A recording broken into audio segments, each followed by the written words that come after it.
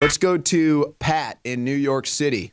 Also wants to talk about Kushner. As I'm a shill, I won't talk about Trump and Kushner. Oh, I'm such a shill. Go ahead, Pat. Yeah, I'm just wondering, you just made the comment about no matter who we put into office, we get the same results once they're in office. So do you think that it might be good to do more exploration of exactly who is the real continuity of government behind all these administrations? Well, I think it's tough. I think that it's tough. Probably more than half of the COG that we want to identify is just unidentifiable. It's behind a mask. It's behind international corporation. It's behind Exxon getting a new pipeline into Syria. You know what I'm saying? So I don't think that's true, and I don't think you think that's true. Okay, then what exactly? Don't want to say it. Well, what do you want? What are we missing, Pat?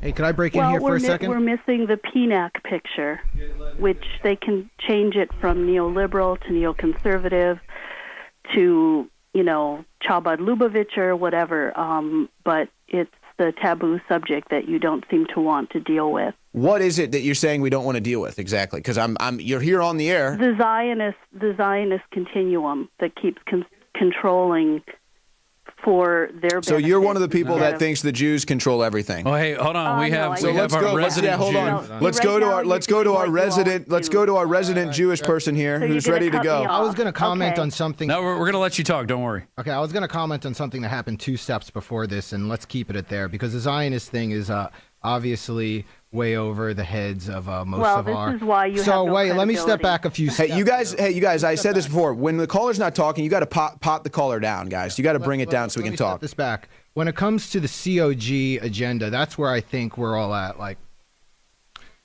last week, during the Syrian missile strike, I think Trump missed his opportunity to go after the COG, period. That was his opportunity. That was his window. And instead of going after him, he went with them. And I understand what Mike Cernovich said about, this is a big boy world and a big boy place. And I gave that a lot of thought, and how when you become the president and you step onto a large playing field, you have to start playing the game with the big boys. I don't buy it. I don't buy it. We elected a leader, and what we got is the same old stuff. Okay? See, and I agree with that. And I think that... And I'm going to tell you where Mike was wrong. Go ahead. Okay? He was saying that, you got to become part of the game. And what we wanted was somebody to lead us through the fog, not become part of the fog. And that's where he failed. And when he launched those missiles, he became part of the fog. He lost. It's over. I'm sorry. I mean, we should be going after the COG. We should be going after them. And that was our opportunity. And what Trump could have done is he could have said, let me step back, let me do an investigation, and let me expose the fact that it was people part of the COG, people who are in our government that committed this crime. Let's expose those people and yank them out. But instead of it, he became those people. It's over. It's over. What if China is behind North Korea? How do we know? There's a big piece of chocolate cake that was very impressive. We don't know this stuff. We got a guy in there. It's over. He's beaten. That's my point of view. Unless he could humble himself and come out to the American people and say, I was played. I'm going to backtrack on that. I'm going to expose the COG. I'm going to expose the criminals in our government. We have no shot. That's my point. And that's why Rob Jacobson needs his own radio show. Pat, go ahead. Finish up. I know we cut you off. We're evil. Finish up. Tell us what we're doing wrong. I just want to point out that you immediately jumped to, infer that I was some kind of an anti-Semite or something by saying, you're the one that went there, Pat. Jew. I never said Jew. You said Zionist continuum. What were you referring to? And there are a lot of Christian Zionists. Now, I think you need to talk about the project of the new American century and how this has unfolded since 9/11. These wars against Syria did not begin in 2011. I agree. The first Arab Spring was in 2005. Okay, and that was arranged by the CIA and the Mossad in Lebanon, and the specific reason was to take out Assad by...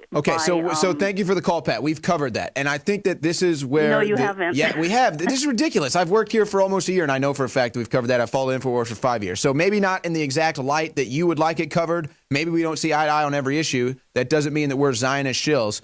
But I think that my problem is, because I agree with what Rob said, and I still have like 1% hope that Trump is playing 890 chess or whatever, and he's got some move ahead.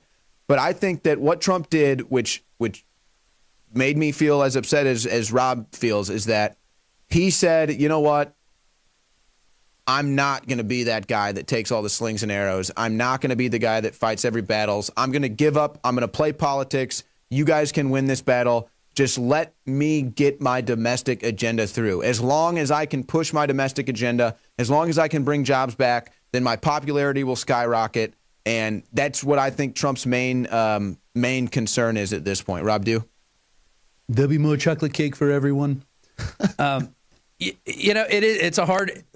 First of all, we haven't even hit 100 days yet into the presidency. Yeah, it's at like 86 and we've already convicted the guy of, maybe he had a misstep. We have to do our job to educate him as well. I think he's the first president that will actually listen to people. Maybe he won't. Maybe he is totally bought off and everything's a sham. Believe me, I've thought that many times. I think he's Trump I think he's Stepford Trump now is what I think. I think that somebody's got to him in some sense, and he says, just let me do my domestic agenda, and you guys have your. And you guys can rule the world. Yeah, you guys have your little Syrian agenda. Fine, whatever.